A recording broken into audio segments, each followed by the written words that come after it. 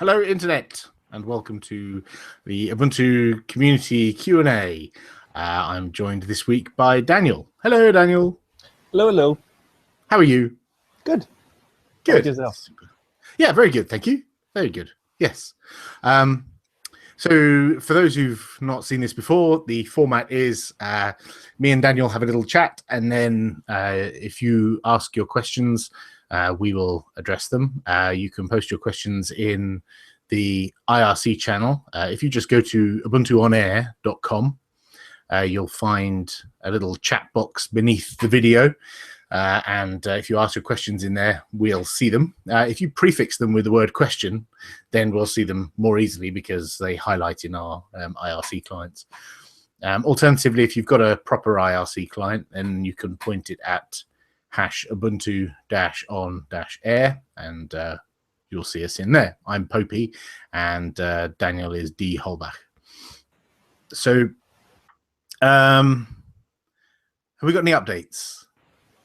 Yes. We've got a few, haven't we? Yes. Do you want to start? Sure. In just a few days, let me look it up. Exactly in 2 weeks from now, we're going to have the Ubuntu Online Summit. That's usually where we do all of our planning. So the next release, which has yet to get its name, it's going to be the X release. It's going to. We don't have a name for it yet, do we? No. We just call it X. X. Yes. Sounds good. Like something special is going to happen. Something unknown. Yeah. Which it is. Yeah. So yes, the planning is going to happen at the online summit. It's going to be hangouts just like this one. You can join them. You can ask questions. You can get to know all the people who are working on something, and you can get involved. You can also bring up subjects you want to have discussed, like maybe you're part of a small group and you want to implement something in Ubuntu and you want to get feedback from others. Perfect opportunity to bring it up there. And apart from planning, we're going to also have show and tell sessions, which are like demo sessions if you want to show what you and your team have been doing, or you want to spend an hour doing a couple of how-tos and explain something. It's also a perfect opportunity to do it.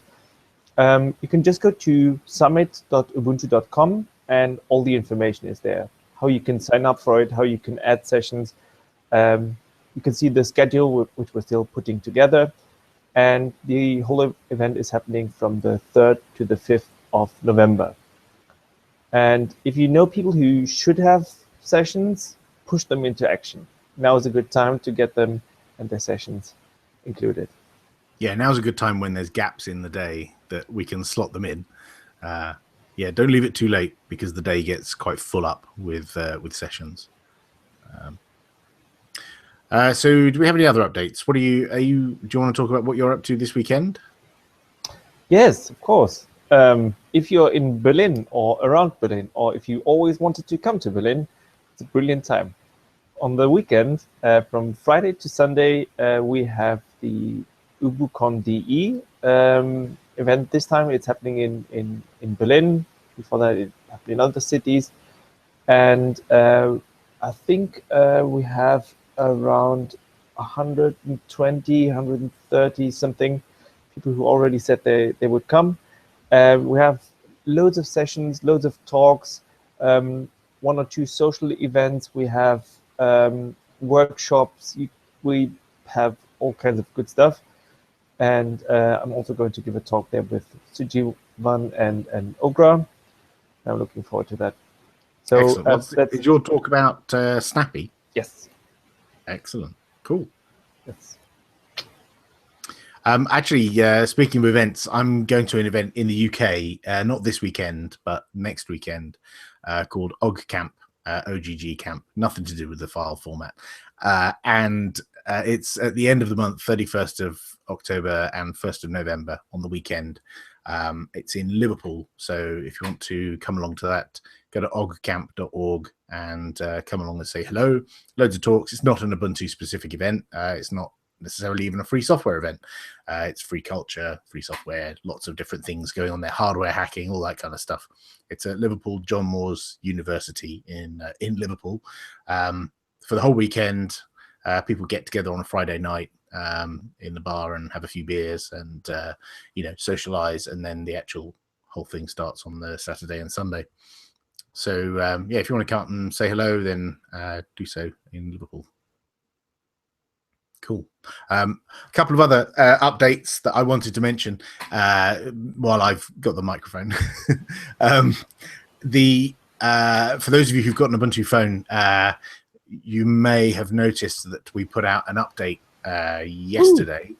This is our 7th over-the-air update to the phone, and we do it in a phased system. So we don't just blat everyone's phone at the same time. We dribble them out over a 24-hour period, and this is so that we can stop the line if we detect early on from some of the early upgraders that there's if there's a significant problem, we can stop the line and prevent everyone getting the same update. And so reduce the footprint of disaster if that comes to call. So that went out yesterday. So everyone should have received, everyone who's got one of the retail devices, the BQs and the Meizu devices, as well as the Nexus devices on certain channels, will have got their 7th over-the-air update, which is pretty good going to crank out another update with loads of bug fixes and enhancements and updates and all the other kind of good stuff. If you look on the Ubuntu wiki, there's a page called OTA 7, which has got all the details of when it came out and what's in it at a high level. Yeah. Do you have any favorites, new edition fixes and stuff? So I filed a bug some months ago because there's a web page that I use quite a lot, which has a username and password prompt. Like an htaccess file where you have to fill in it's real simple, basic authentication. Yep. And our web browser didn't support that. And I believe that's now fixed. I haven't tested it yet, but I believe that's now fixed. So I should now get a username and password prompt. So that, I mean, arguably it's a small thing, but it absolutely prevented me from going to certain pages in our web browser because we just couldn't get past the authentication dialog. So there's loads of other little tweaks here and there, and updates to packages and all that kind of good stuff. But it's things like that completely block your use of the phone for certain situations. That I'm actually going to go to it now and see if now that I've said that. I can totally see how in a planning meeting where you have a long list of features and stuff you want to get in, how you would forget about something like this. Like, check it out. So I'm trying to visit a page, and you don't really have to worry about which page it is, but I'm trying to visit a page and it pops up a username and password prompt. Brilliant. So, yes, yeah. That's fixed. And one of those pages as well, I'm going to check it later on if it works. It should. But for me, it was also browser stuff. Like there were a bunch of good things which landed on the browser, which is just fantastic.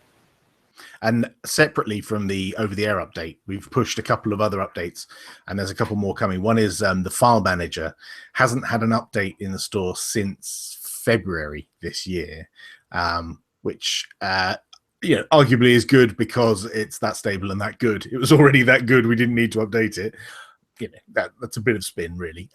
But the big thing that we've landed in the file manager that I uploaded to the store earlier on is Samba support. And Carlos and Arto, who are the two main developers of the file manager, it's another community maintained application. They've worked hard on adding Samba support. So now you can, for example, in the file manager, hit go to and then type in the URL to a Samba server on your local network and browse around your Samba server and copy files to and from your device, that kind of stuff. So it's fairly preliminary support, but it works. You can copy files to and fro. I mean, there's other things we'd like to implement as well, but it was a long time coming, so it was good to get that update in the store. And it's also a multi-arch package, so if you're running Unity 8, you're testing Unity 8 on an Intel-based chip, an x86-based chip, then it'll work on that as well. The same package will work on both an ARM device and an x86 or AMD 64 device as well. Yay! It works for you as well, Daniel. Brilliant. Cool. And I just had the nod that clock update will be has been approved by QA. So all the apps that we put in the store, the ones that are default on the device, have to go through a bunch of testing. And clock has just been approved. And I'll upload that to the store immediately after this finishes. And the reason why I'm quite excited about that is that it fixes some daylight saving time bugs. You know, every phone manufacturer seems to get bitten with daylight savings bugs, and we wanted to do it this week because this weekend and following weekends, various regions around the world do their daylight saving switch, and we want to make sure that people don't get up an hour too early. Yeah, exactly. That you get the right amount of sleep. That's important, and alarms go off at the right time and all that kind of good stuff. So I'll upload that to the store after this. So look out for that update.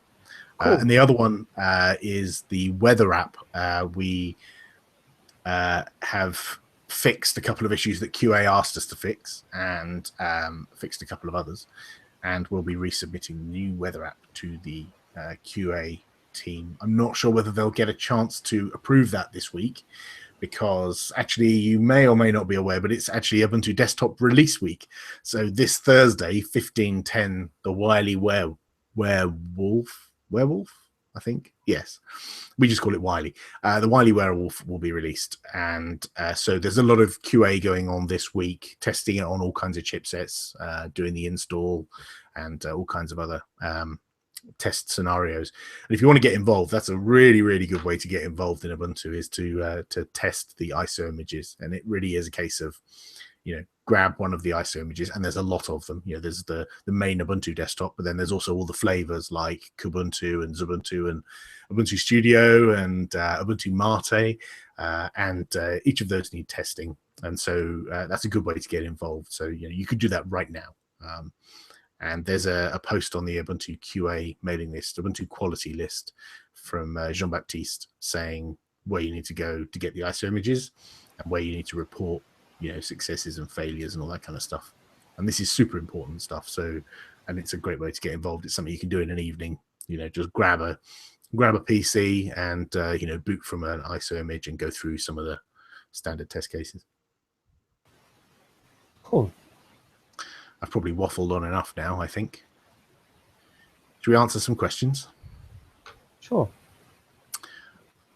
Okay, so I'm just going to scroll back and make sure I haven't missed any from the start. First question was from Many Hands. Question, am I early? The answer was yes. That was about 15 minutes before we started.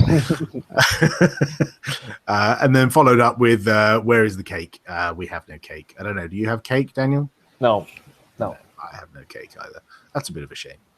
Yeah, feel free to send cake. Kivi asks, are any competitions going on right now? Good question. I don't think so. So for those that don't know, we often have competitions or contests relating to development of apps and scopes and all kinds of things on the phone and desktop. And we find these quite good fun for people to get involved. It's also a good way to test the SDK and test the documentation as well, because someone new has to install the SDK and has to go and find information on the documentation. So it's a great way for people to tell us when the SDK is broken under certain circumstances, or we're missing some documentation or something. So it actually and there's a potential to win a prize. And we recently had one where a bunch of apps were developed for the phone, and we gave away some phones and t-shirts and other things from the Ubuntu store. Yeah, we also had some other competitions going on with but Scopes putting together like an advertisement video for Scopes and stuff. Yeah. We had something with DJ Yoda. Can't quite remember how it all worked. But for some time, that was a sci-fi one, wasn't it? Yeah, we had like 4 or 5 competitions going on at the same time. But yeah, which is why when I asked Daniel and he went, because we have so many of them, we kind of hard for us to keep track sometimes. So we are planning another one very soon. I'm not going to reveal any more information about it, but it will be another development one, and it should be quite good fun and a little bit easier for a lot more people to enter. So there should be more competition there as well. Okay, moving on. LT says, are you Star Wars fans? What's your thoughts on the new trailer? Oh my gosh. I watched the new trailer this morning like 5 times in a row. I haven't seen it yet. Yeah, it was really good. I got a little tingly while watching it. I don't know why. Whenever Harrison Ford as Han Solo comes on screen, I get a little bit tingly. I haven't got a thing for him. It's just, I don't know, seeing a character from the previous films, it's just really good. So yeah, I'm looking forward to going and seeing that. I probably won't queue up on the day or buy tickets for a midnight showing or anything like that. Because trying to drag my 9-year-old son along to a midnight showing of Star Wars is a bit rude, I think. Might be something. Remember? Sorry, go on. Yeah, maybe for the weekend, maybe. Yeah. Okay, next question. Kiwi says, any news on the next phone to be released? Work in progress. Yeah. Like for all of these phones, it's usually not our place to announce something new. It's usually the manufacturer who gets to announce their device. So wait for news there. Yeah, I know of at least 2 more devices that are being worked on. But yeah, that's for another day. Tathu asks, how often does RC proposed break? I'd like to use music controls before the new over-the-air update. So for those of you not aware, there are multiple channels on the phone, and if you buy a retail phone, like you go to a shop and you go to the online store and you buy a device, the channel that these come with is what we call a stable channel, and so you'll only get you will get an update about every 6 weeks, the over-the-air updates that I mentioned earlier, and these are like a bundle of all the fixes that have been done since the last over-the-air update. Alternatively, you can choose to be on a different channel where you get more regular updates, and that's all those updates that come in the OTA, but you get them dribbled out, piecemeal each day. Sometimes there's almost no updates from one day to the next, and then you might get a whole batch of them overnight. I have 2 phones here, and they're both identical in that they're both BQ E4.5s. So yeah, they're both the same, but this one is running the stable channel and this one's running the RC proposed, which isn't entirely unstable, because anything that lands on here on this channel has to go through QA anyway. So it's not that the developer mashes their hands against the keyboard and then at the last minute hits commit and builds and then it lands on people's phones. It doesn't work like that. It has to go through quite a lot of process before it will get into the image. Now, that said, sometimes it does break, but that's actually quite rare. And when it does break, usually what the landing team do is they revert. If it's not quickly fixable, if it's not something like a 1-line fix, if the package itself is broken, they'll revert that package and then generate a new image, and you'll get an over-the-air update the next day or later on that same day that fixes it. So it can break, but it generally doesn't. You get to see new features, new UI, new icons before everyone else because it's daily build.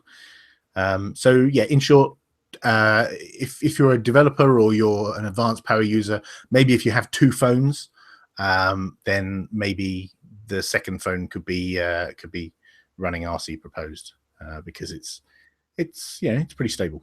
I haven't had it catastrophically fail on me for probably, I don't know, about a year, maybe.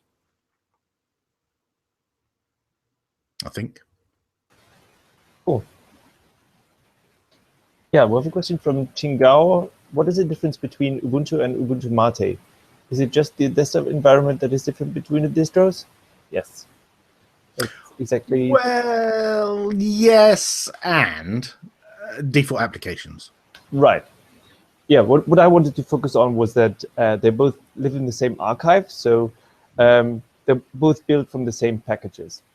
It's just that the Ubuntu Mate folks and also the Ubuntu Studio folks, the Kubuntu folks, they all decide which packages they pick and what goes. But all the kernel, the enablement work, like Bluetooth is going to work probably exactly the same on Ubuntu Mate and Ubuntu itself.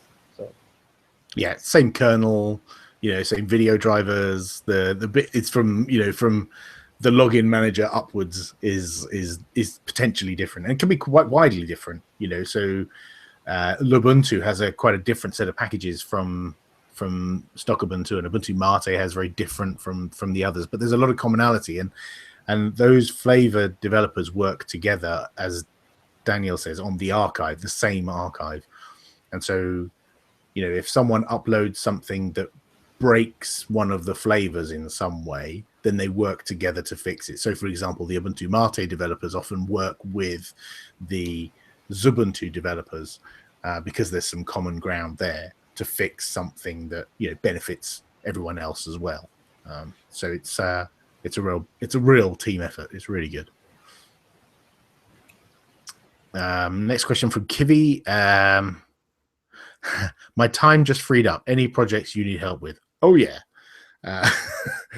yeah, loads. So from my perspective, I'm keen on getting some help with the core apps. There's a couple of them which could do with more developers. So, for example, the calendar needs some work. That's pure QML. So you don't need to know any C++ or Go or any other wacky stuff. It's all QML, a little bit of JavaScript. So calendar could certainly do with a little bit of help. And a couple of the others, but calendar is probably where I would like to see anyone who's interested in helping out get involved. What about you, Daniel? If you're interested in something new, you might want to have a look at Snapcraft. I mean, I've been trying to convince people they should care about packaging for 10 years, 11 years. And it always got easier. I always thought, now we've got it. Now we've got it right. It's so easy now. It's going to be brilliant. Like everyone's going to package their software. It's going to be fantastic. But we were never quite there yet. It always got easier, but not to the point. But Snapcraft, like I would invite you to just have a look at the sessions we had yesterday on Ubuntu on Air. You can just go to my blog because I referred to the video there, or have a look at the Ubuntu on Air YouTube channel. And getting software out to users with Snapcraft just involves writing a YAML file. That's basically it. And it's just brilliant. And we need feedback on this. Like if you have a project that is a bit weird or needs some special care somehow, like let us know, and we're going to fix it. Like that would be super brilliant if you could help out there. And the great thing is, once you have your Snap, you can just upload it to the store, and it's going to be out there for Snappy users. It's just as easy as that. So. And what's Snapcraft written in? It's Python, isn't it? It's Python, yeah.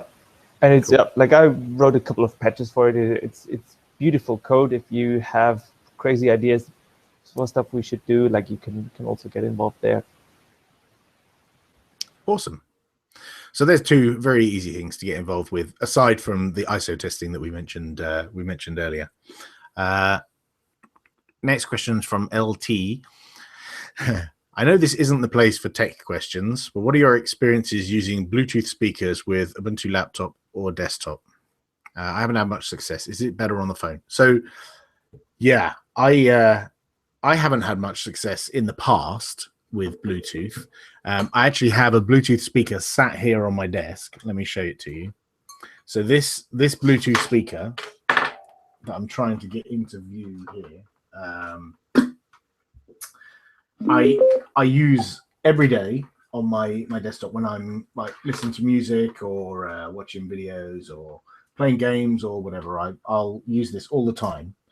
So this little Bluetooth speaker, I won it in a competition in the UK. But because Bluetooth was terrible on Linux, I actually had it plugged in with a cable. So it actually sits on my desk with plugged in like that. But I'm told that the latest version of the Bluetooth stack, Blues 5, which landed recently in Ubuntu, is way better than any of the previous releases. So I'm told my problems with things disconnecting randomly, things getting out of sync and so on, should be much better now. So yeah, I feel your pain. I had the same issues myself, but yeah, should be better now. I haven't used Bluetooth too much. A bit here and there. Many Hands asks, can we have a click in the store with Telegram 2 for science? So as you may know, we have a Telegram app on the phone. I think it ships by default. Actually, I think it ships in the image, so it's it's there by default. And it's open source, of course, and written by a bunch of developers. One of our guys was lead developer on it, and it used a bunch of open source libraries. There's been a bit of a rewrite of it, which uses a different set of libraries, and I believe it's still in progress. It's one of those things that every time you ask the developer, he's still heads down, getting everything finished, making sure the quality is high. And whenever you ask him, when's it going to be ready, he pops his head up and says, "Oh, 2 weeks." And then you come back to him a couple of weeks later, and he's found some other problems, or there's more features he's got to add, or bugs.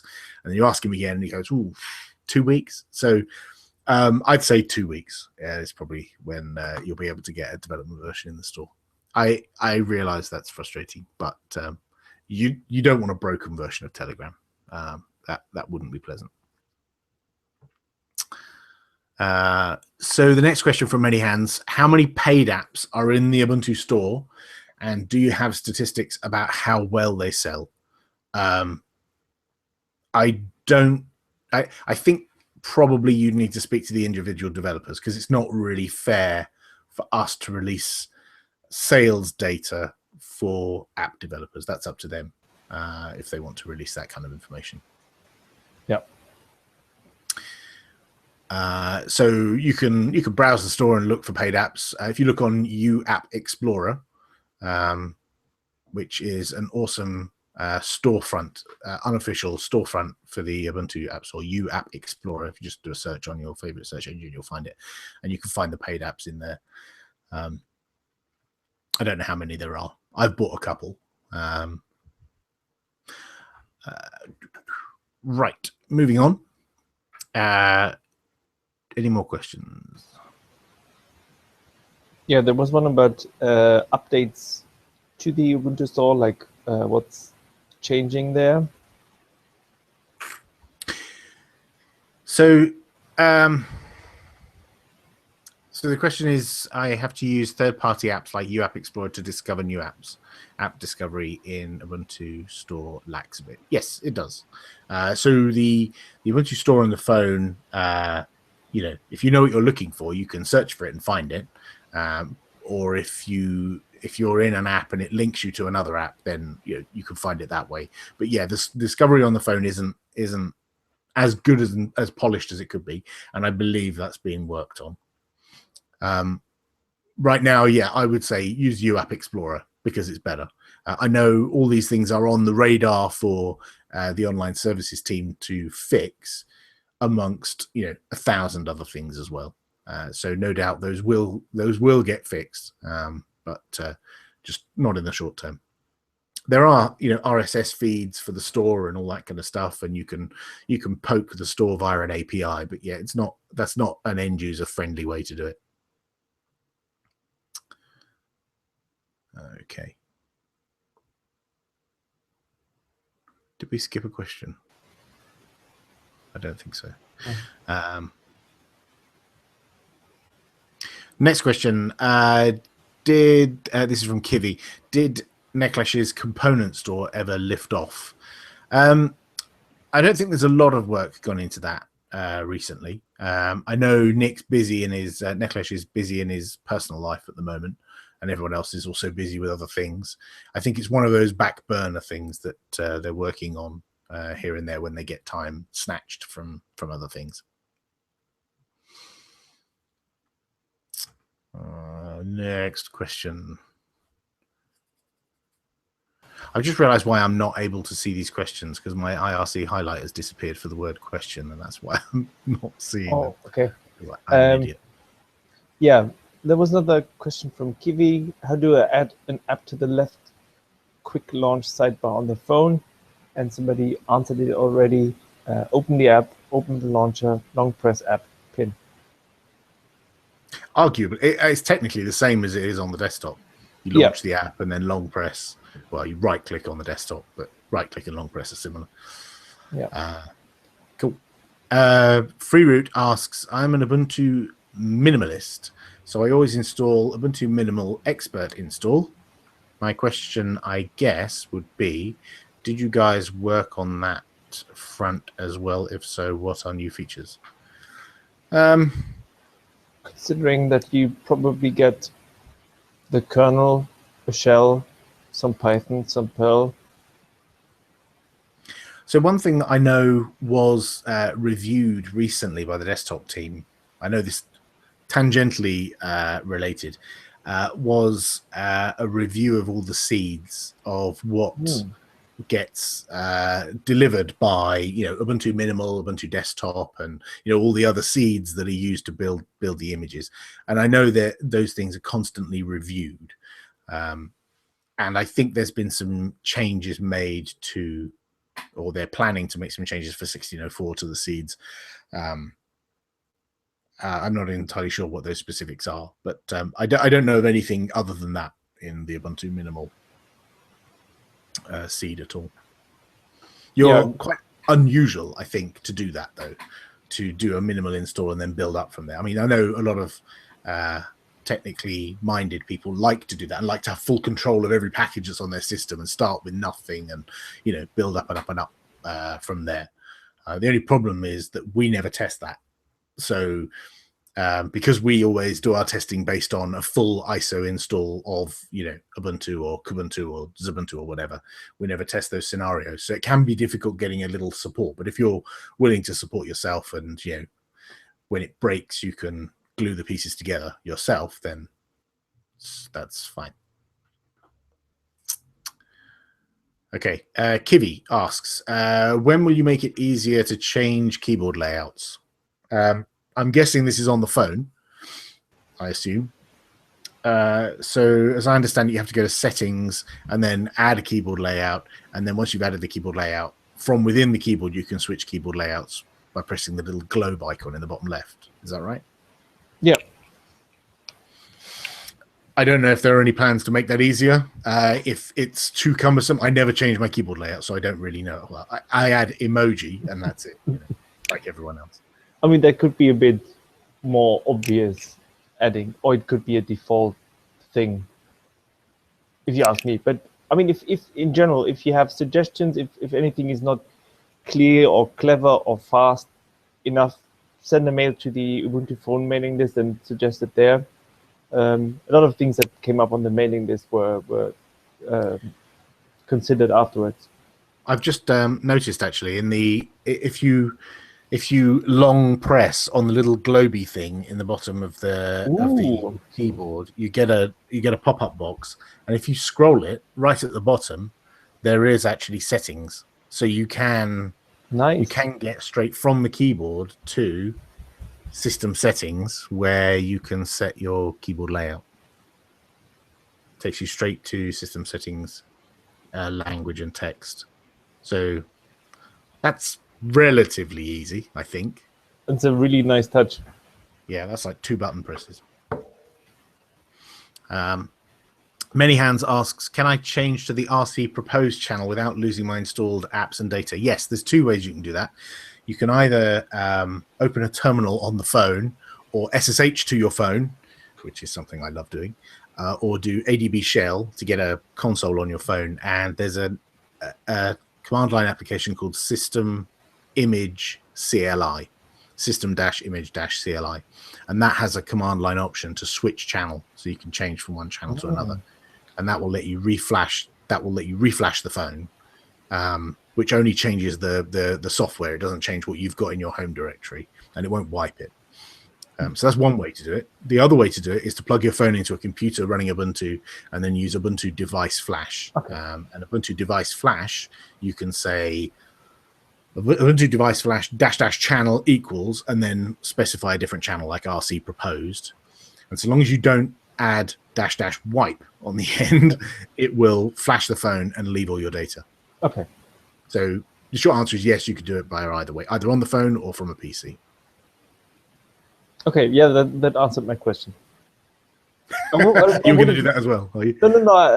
I've used Ubuntu Device Flash in the past, but I wasn't quite sure what the advantages of the other approach were. So yeah, System Image CLI is quite useful on the device for finding out what version you have. Yeah. So you can just do System Image CLI -- info, I think it is, and it will print out the image and the channel you're currently on. Cool. There's ways to do that via the UI in system settings, but you know what we like using the terminal because that's like hardcore and cool and stuff. Yeah. All cool kids use the terminal. What's next? So Albert's asked a question without a question as a prefix, but I think it's valid, and one for Daniel. Snappy Ubuntu will be ready in Ubuntu 16.04. Will 16.04 be the final rolling release that everyone is waiting for? Is everyone waiting for that? Snappy Ubuntu is ready. Like, there's already devices on the market which use Snappy right now. There's drones, there's fridges, so all kinds of people already decided that Snappy is something that works for them, and it's working. And it, just like the phone, it gets regular updates, regular stable updates. You just run Snappy update, and you get all the latest and greatest. And it's still going to be there in 16.04, obviously. And it's the future for Ubuntu, I would say. I mean, it's not going to replace apt and depackage, because that's what some people were afraid of after reading some news articles. But it works so well in many use cases, because updates can be rolled back. Everything is atomic. It's really nice, and you get this separation of system and apps and confined apps for free. So that's something we want everywhere, basically. If Ubuntu 16.04 is going to be a rolling release, no. I think the model we have working right now, that suits us quite well. I mean, in theory, in the future, you could build a desktop out of Snappy packages and put all the bits on top, and then just do your Snappy update, and you are effectively a rolling release. Right. You're getting updates that the developers put into the Snappy store. Yeah, that's but right. the Debian desktop, the 16.04 Debian-based desktop, that's still there, and that's still a time-based release. That's not a rolling release. Yeah, absolutely. Okay, so another question from FreeRoot, who says, if I want the most minimal install of the Plasma desktop, so without the added apps like LibreOffice, Kdenlive, how would I best achieve this through 15.10 minimal install? Not sure if a support question. I don't know. I personally, if I was building up from nothing, and I wanted to be really explicit about the bits that I wanted, then yeah, I would pull in specific individual packages and not the big meta package at the top that pulls everything else in with it. But again, we don't support that, so you're kind of on your own there. I mean, what you could also do is do it the other way around. So you install the meta package first, and then you could start by removing all the recommended packages. That way, you're not going to find out later on, oh shit, I forgot to install Bluetooth, and now I don't know which packages are involved there. And yeah, the only problem with ripping packages out is they often rip out the meta package at the top. That's why I said recommends. Like Right. recommends Okay. you can easily, should be Right. theoretically. Yeah. Cool. Next question from Kivi. Are there any text-to-speech or speech-to-text functionality on Ubuntu phone? Not yet. No.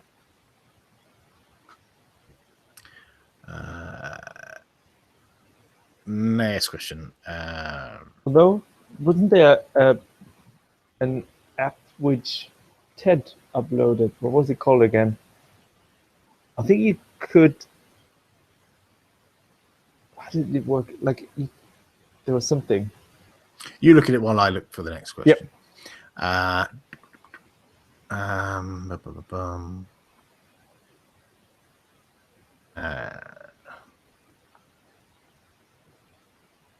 Kitty asks, I'm thinking of an app. Does the highlight that the new Unity use store the currently highlighted text in a text file before it's actually copied? What? I don't understand. Looks like you're talking about copy and paste on the phone. I don't know under the covers how copy and paste on the phone actually works. Sorry, I don't know. Maybe ask a question worded differently. Next question. Kibby also asks, how do you make a new keyboard layout? All I see is different languages, not Dvorak or Colmac. Option for English alternatives to QWERTY. Ooh, that's a good question. So the Launchpad project is called Ubuntu-Keyboard. And I think all the layouts and the engine underneath the keyboard is all part of Ubuntu-Keyboard. It is possible you could contribute new keyboard layouts to that. The best person to ask about that is Mike Sheldon, who is Elio on IRC, ELLEO. Ping him. He looks after the Ubuntu keyboard package in Ubuntu, and he can point you in the right direction. He loves contributions from the community.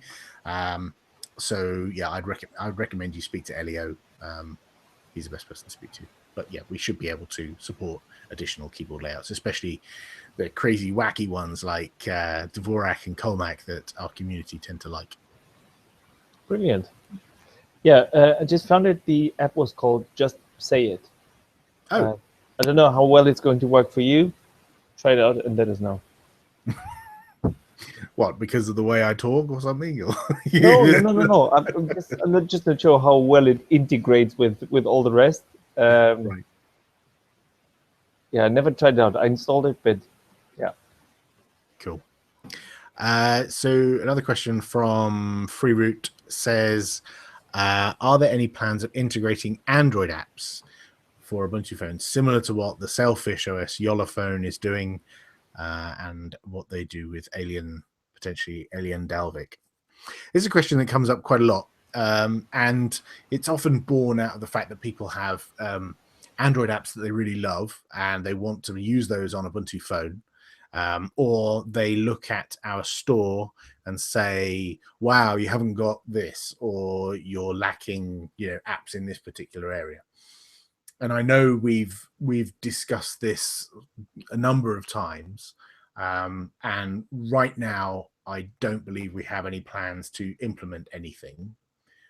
It's possible that someone else may come along who has one of these, Android emulation layers or Android compatibility layers and say, we would love to put this thing on Ubuntu. And, to allow your users to use Android apps. And I don't know what would happen at that point. That would be something for the product managers to decide if they wanted to do and if it was a good idea. I'm in two minds. Part of me thinks It would be really great to be able to say we've got, whatever app, WhatsApp or whatever, we just have the Android version. But then the flip side is, no platform has ever succeeded by aping or following some other platform.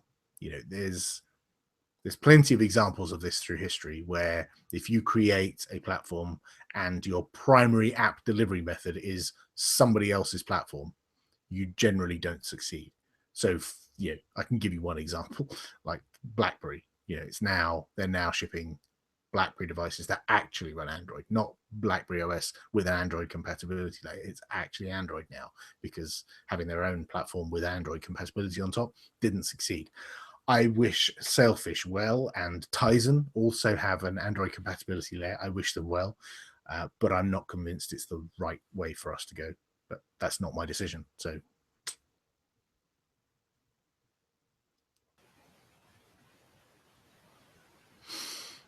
next question.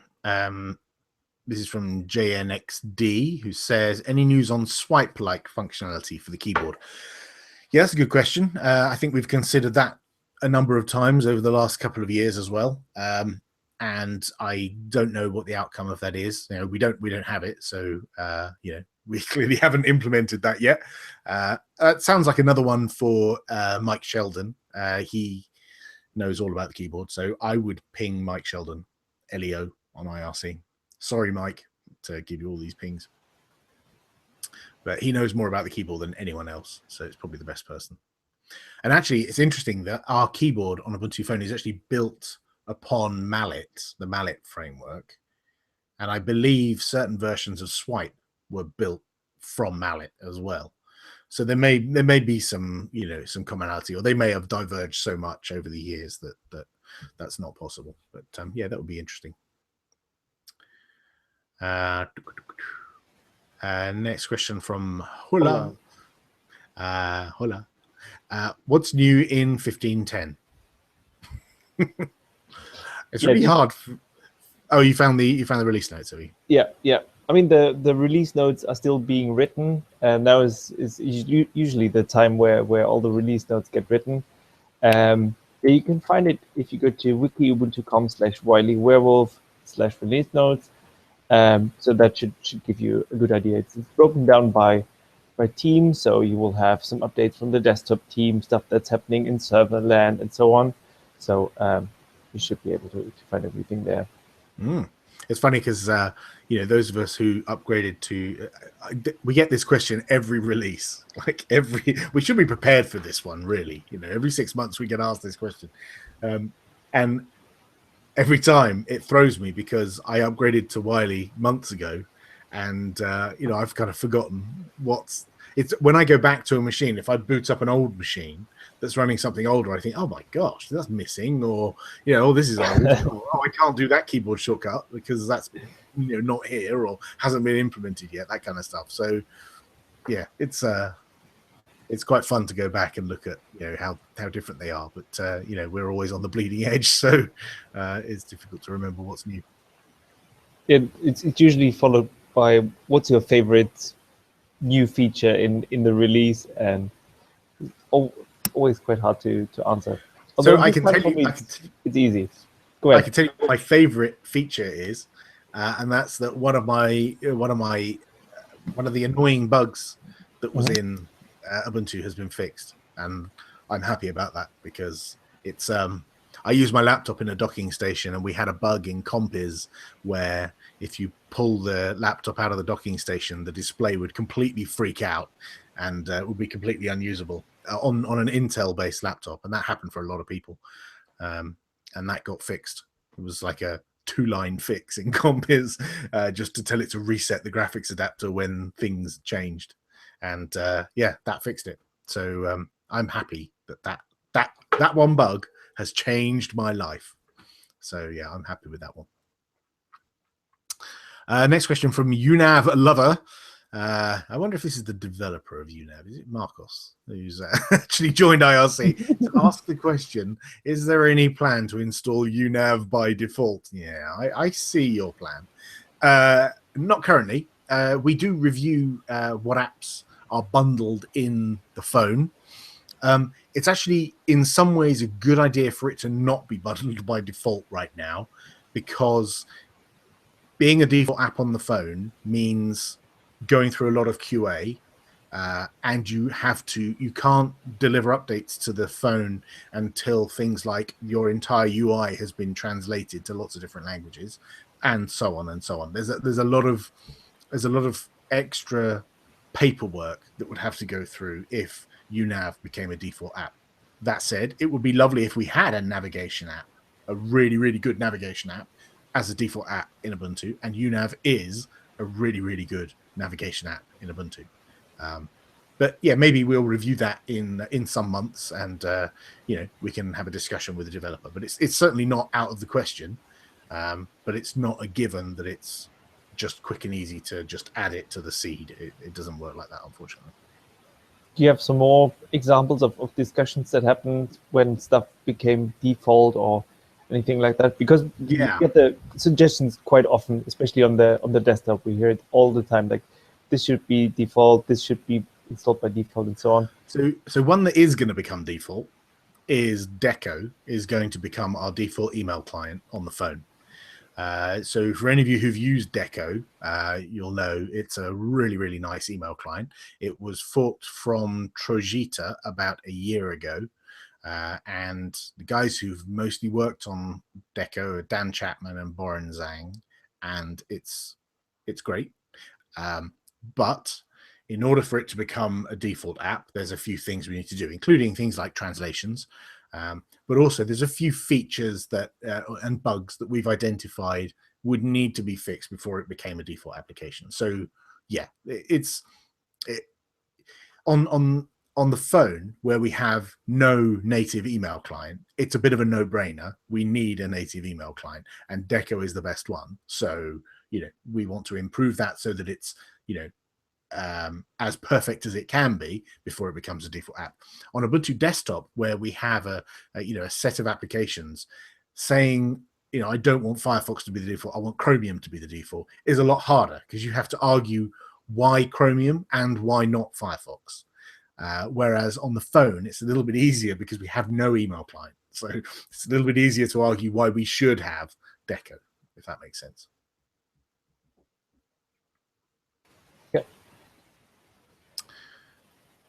We've got 5 minutes left. What have we got next? Michael Hall has asked if we can mention the Loco Council nominations. The Loco Council is a group of volunteers who help mentoring local communities around the world. And I think they are calling for new members of the Loco Council.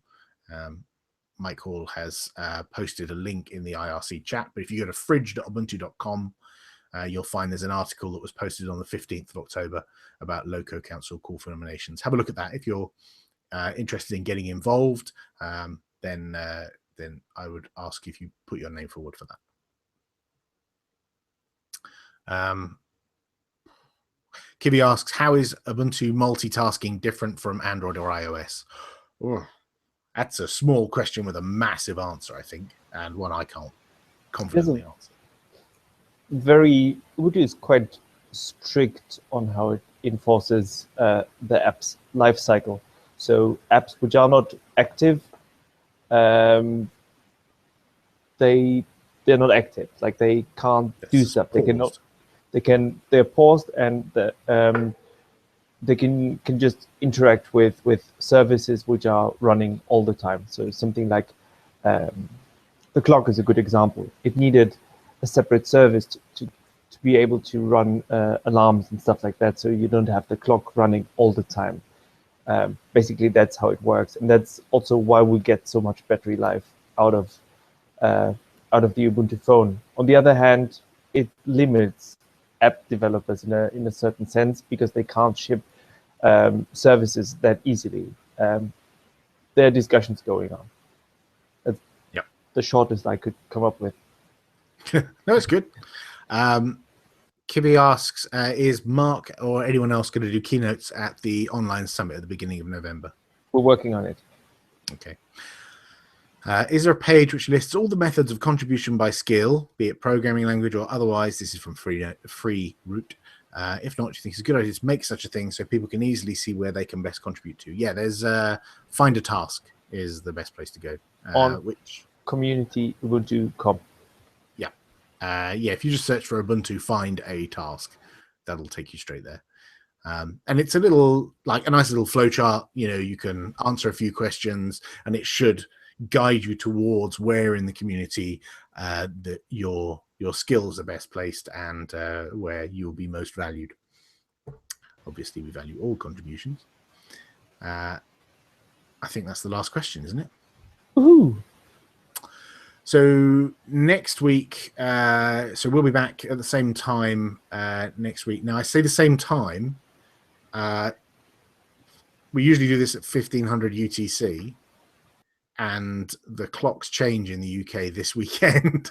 So don't be surprised if it's all over the place next week because we don't deal with time zone changes very well. But we'll announce it. The best way to find out when the next one is to subscribe to the Ubuntu On Air YouTube channel. You can also follow Ubuntu On Air on Twitter, and there is also an Ubuntu On Air on Google+. Alternatively, last resort, just ping Daniel and ask him, and he'll tell you when stuff is. No worries. Anything else? Have we done everything? No, I think that's it. Awesome. Thank you so much for joining me, Daniel. It's been great fun. We had loads of super questions. Thank you, everyone, for asking those great questions. Some of them really get us thinking before we answer. So I appreciate those. And we'll see you next time. All right. Thanks a lot, everyone. See you later. Bye-bye.